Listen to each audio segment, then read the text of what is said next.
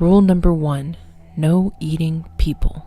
Darka whispered to herself, wrapped in the otherwise silent shadow of her hiding place, as she checked her pistol for the 4th time. Rule number 2, it's okay to kill people to protect yourself, those you love, or innocents, but it should be a last resort. Also, remember rule number 1. She took a deep breath to steady herself, her ear twitching with excitement.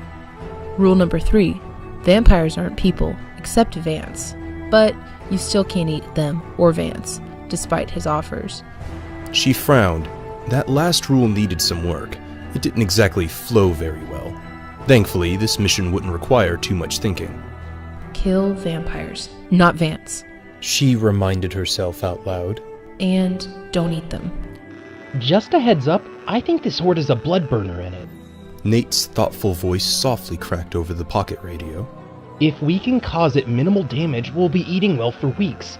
So try and keep your shots precise with this one if at all possible. But don't get yourselves killed, okay? I would rather drink well for weeks if you're taking orders. Vance's gruff retort rolled out like rocks sliding over more rocks. You hear that, kitten? You play nice with a big bloodsucker and we can drink till the sun rises. As usual, she couldn't tell how serious he was being. Darka wasn't especially fond of drinking in and of itself, but Vance always made it an entertaining experience. Or at least she thought he did. Often she couldn't remember on account of being too drunk. Loser pays for the night, right? Darka asked, smiling to herself. No way, fuzzball! Vance scoffed back. I know you made a deal with that devil who tends bar. You cheat at the cost of your soul, and I will not be bamboozled again. Darka chuckled over the radio. It's not my fault you can't grow an extra liver while you drink. No one is going to drink anything if we don't finish this job first, so let's do our best, okay? I'm going to start the music. Nate said with an exasperated sigh as he flipped the switch, setting the music to play across several speakers in the ghost town. It was Vance's favorite song, and the one they always started with when they were hunting vampires. The low vocal melodies sang out as an electric guitar softly joined in, steadily becoming more intense in volume. The music did the job perfectly, as always, and Nate soon announced, Looks like the horde is headed this way. Be careful, and try and keep an eye out for that blood burner if you can. I can't tell what type he is from here, but he seems to be hanging back, so keep an eye out for that. Darka chambered her rifle one last time. Roger that. It was Nate's old model, so it possessed no scope, but she was accurate enough without it. Her vantage point was lower than his, but her job was to flank and pick off stragglers, so that was for the best. Vance's job was to cause as much havoc as possible. He was good at that.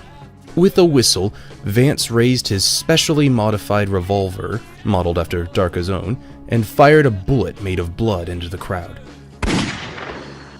It sliced through vampires like soft butter, and at least 3 fell and did not stand again. You want my blood? Well, I'm overjoyed to share it with you, you bunch of undead abominations! He fired another shot and more went down. His artificial arm made of intertwining vines of blood glistened in the flash of light from each shot. What Vance lacked in verbal tact, he made up in raw efficiency. Darka trained her rifle, looking for the blood burner in the crowd. They were usually smarter, so looking for signs of intelligence was the best way to drop them before they got the drop on you. Vance pulled out his sawed-off shotgun, firing twice as vampires came closer and began to fan out. Shrapnel flew in all directions, taking down even more of their targets. I could do this all day! Vance laughed, blithely failing to notice a vampire that had come from behind him. Darka took a single deep breath and trained her sights on the slowly approaching vampire. With a twitch of her ear, she pulled the trigger, and her bullet flew straight into the corpse's throat. Crimson blood sprayed in an explosive arc, spattering across the wooded walls and the back of Vance's head. Ha! Got him right in the neck. Darka squealed with delight. It wasn't even a headshot, so the brain should still be intact. Vance swiveled to look behind him before hopping over the downed body and running down the tighter alleyway. Nice shot, Darka! Nate called from his tower, the clanking in the background followed by a plume of fire in the distance, indicating he was operating the traps effectively. You're getting good at using that thing. Darka swelled with pride at the praise. Word of warning for the future, though. We got lucky this one wasn't a regeneration aspect blood burner. And those guys are nearly impossible to take down unless you hit them in the brain or heart. So, just to be safe in the future, you might want to aim for the heart. Darka nodded before realizing Nate couldn't see her through the radio. Yeah, I understand. She answered as she trotted up to the body she downed. Blood pooled around her prize, and for a brief moment, Darka fantasized about stripping away the false skin she wore, wanting to roll and bathe in the tantalizingly thick blood. She pushed the thoughts away with a sigh. Normally, vampire blood didn't have this effect on her, as it was old, clotted, and sickly. This one, however, was filled with pure, vivacious life. He's fed recently, She murmured to herself. Rapid shots fired in the distance. A loud piece of metal dropped with a clunk. Whew. Vance, you always cut these things closer than I like, man. They get too cocky. I like to teach them some manners, so maybe they'll treat their wives better. Vance responded from the crackling radio. Darka furrowed her brow. There's not as much blood as I expected. I'm sure I hit an artery. She ignored the boys and leaned down. Vampires don't marry, Vance. Nate chuckled, with an exasperated sigh added in for good measure. That there is racism, Nate. I'm a vampire, and I don't appreciate the discrimination. Darka could hear him reloading over the radio as he spoke. You're not married either, Vance. Nate kept the banter going. That's a perfect example of what I was saying. Whoa, boy, hold on. More shots fired in the distance as Vance continued. I'm a perfectly good-looking, eligible bachelor. I'm funny, smart, and I have a stable job. The only reason I can think as to why I'm not married is on account of my blood-sucking tendencies. To be fair, when a girl asked to neck, she probably had something else in mind. Nate snorted at his own joke. A little nibbling is completely normal foreplay. Vance sounded indignant. Guys, I hate to break up such a deep philosophical discussion, but I need to ask a question. Yes, the strange warmth you're feeling in your chest is normal. I have that effect on women. Vance chimed in. Darka thought of a response but bit her lip. She thought better of it and decided not to say it. Nate did, though. That's even more impressive coming from a guy with only one real arm. Tell me, do they find the arm made out of blood tentacles attractive, or do you just take the hit and go in one-handed? Strange. There are maggots all over the wound, and why is it so small? How did that much blood come from a little cut? Darka took a closer look and raised the radio to her mouth before she was once again interrupted. Hey, it's not the number of hands I have that counts. It's what I could do with the one I have that matters. Vance scoffed. True. I suppose when trying to woo women, you do come off as rather disarming. Darka could hear Nate grin from where she stood. Suppressing a laugh, she took the pause in the conversation to ask her question. The body shouldn't be decomposing this quick. Why are there so many maggots on the kill wound? Get back now! Nate screamed. There was no trace of levity in his voice. Darka leapt back, just narrowly dodging as the walking corpse slung its hands out to strike her. She landed on her feet with a sense of pride and raised her rifle to fire. Ha! Nice try, you maggot magnet. Darka doubled over and emptied the contents of her stomach. How is this possible? He missed me, didn't he? Darka, you're puking. Vance, it's a dual-aspect blood burner. Regeneration and disease. You need to get over there now. Nate shouted over the radio. Look, I'd be happy to ditch this party and come to hers, but aren't you closer? Vance didn't seem as worried as Darka would have liked as she slumped to her knees, heaving. I don't have a vantage point. Darka could see the corpse rising to its feet, the wounds healed by writhing worms in its neck. That really bleeding hurt! It croaked as a number of bugs fell from its mouth. Quickly as they fell, they sprouted wings and flew over to Darka, and she could now see them covering her arms. Her vision blurred as she began to convulse again. In a panic, she raised her gun and fired blindly. but with her sight gone, she was uncertain if she hit her target at all. Something in her welled, and to her horror, Darka realized she couldn't stop herself from puking up her very insides. In addition to the sickness she felt from the bugs devouring her, she could feel her facade breaking. Her true self was bubbling to the surface in dark, veiny tendrils writhing through her skin. No! She coughed through gritted teeth. Not again! Never again! Her protests were in vain, however.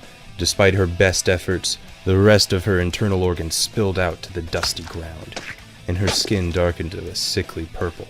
Golden light cascaded from her eyes and mouth to replace her golden hair that now withered from her head. She was a monster now, complete and pure in her evil, and she would make the ones responsible for exposing her pay in blood. Darka barely noticed as the bugs dropped off her, dead from too closely touching the evil she was made of. As the last of her humanity faded, she let out a beast-like roar. It was a wail of sorrow, anger, and pain. The Bloodburner had stopped approaching Darka, confused by her sudden change.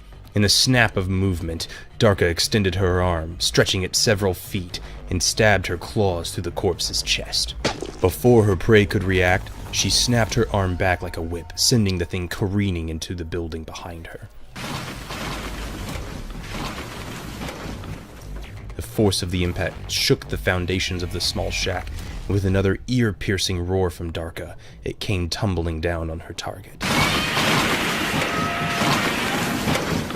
She would not allow him to escape so easily. Hopping atop the rubble, she began to dig through it, slicing her way through the wood as if it were nothing. A few bugs crawled out from under what seemed like a mostly intact section of wall, and she stabbed her claws through.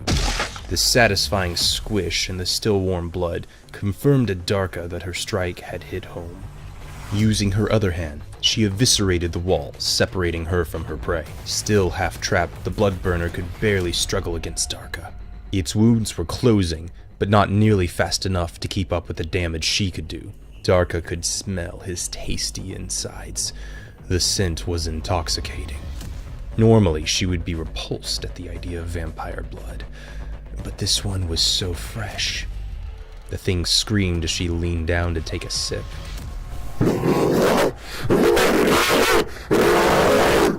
Darka, please don't do that.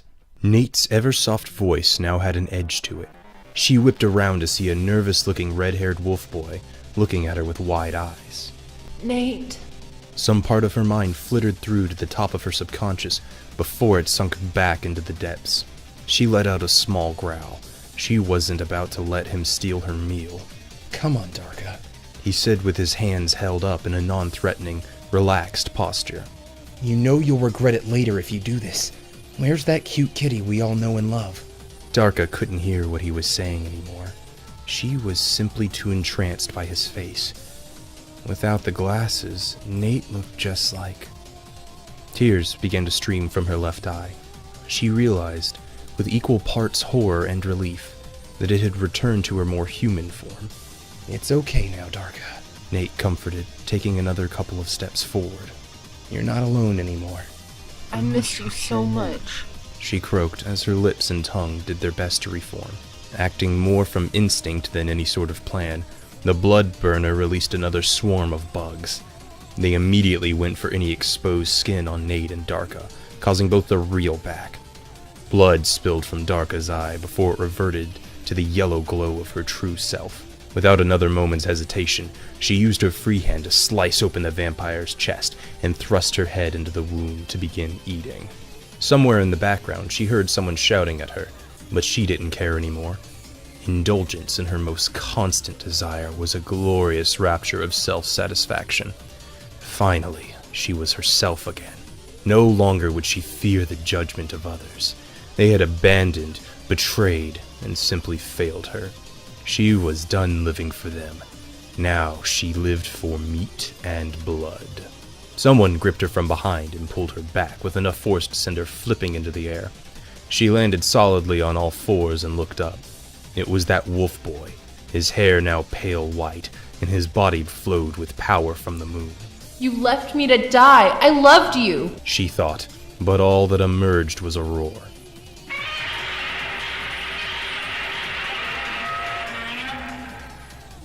Vance came up from behind her, but stopped several feet short. He took a quick calculation of the situation and sighed. Oh man, we're not gonna get paid well for this one, are we?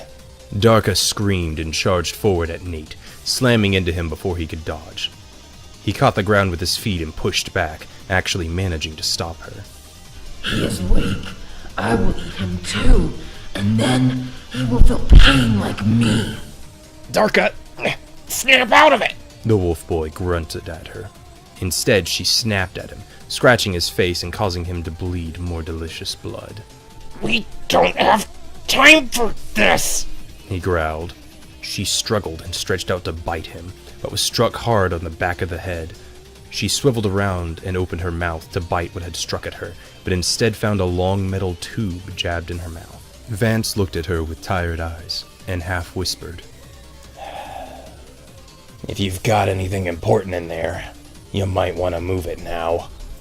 Some small part of her subconscious understood and managed to move the vitals away. The beast in her simply elongated its mouth and bit down on his hand. He fired, and the world went black.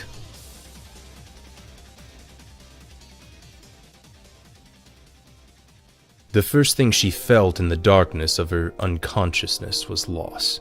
She was alone, only herself to keep her company. The question was which one was herself. A moment ago she would have answered the monster, but now she began to cry. She was helpless, weak, and utterly alone. Stop. The beast in her rumbled, but she didn't care anymore. I said stop. She let out a hopeless wail. She didn't care what the monster did with her anymore. She couldn't hold back the torrent of emotions any longer. Stop crying, you pathetic wench, and do something. The monster slapped her hard and she sprawled to the ground. It was only then that she realized the monster was the one crying, and she had struck it. What? How? The beast reeled from the strike and lunged at her, holding her down. Stop crying. Just shut up. Just kill yourself already. She screamed, unable to move under the monster's weight. The beast looked at her with dimly glowing eyes before removing one hand off her. Is it going to let me go? A spark of hope lit up her world. The creature took its free hand and moved it up to its neck and gouged a giant hole in it. It screamed in pain as it pulled its claw down in a jagged pattern through its throat.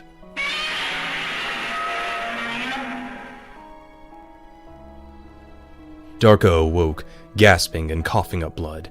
She wanted to scream, but her vocal cords would not respond. Someone help me. What's going on? She looked around for any sort of landmark to understand where she awoke. A starless sky stretched out before her. She couldn't make out anything beyond a few yards in any which direction. Darka had the distinct feeling she was being watched from somewhere she could not see. Picking herself off the ground, she turned every which way in search of her stalker, to no avail. You're probably wondering where you are. A voice, barely above a whisper, called to her from the darkness. You wouldn't believe me if I told you. That is the first stage after all. Darka reached down. Her rifle was still there. Good. This probably isn't a dream then. She confirmed to herself. My dreams aren't this pleasant. It's okay though, Miss. Soon you won't have to worry about those nasty vampires or terrible wolf boys anymore. Darka fired a shot blindly, hoping the flash would illuminate her surroundings. She had no such luck as the flash gave way to only greater darkness beyond her vision. What does it want? She thought frantically as she wheeled around, listening for any hint as to the location of her stalker. The voice continued from all directions at once. It's not so much about what I want. Rather, this is about what you want. You wouldn't be here if you didn't have something worth dying for.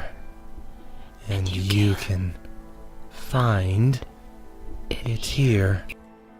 Unbidden, images of the boy who had loved her flashed through her mind. Can this thing read my thoughts? Darka began to panic. Then maybe the best way to deal with him is...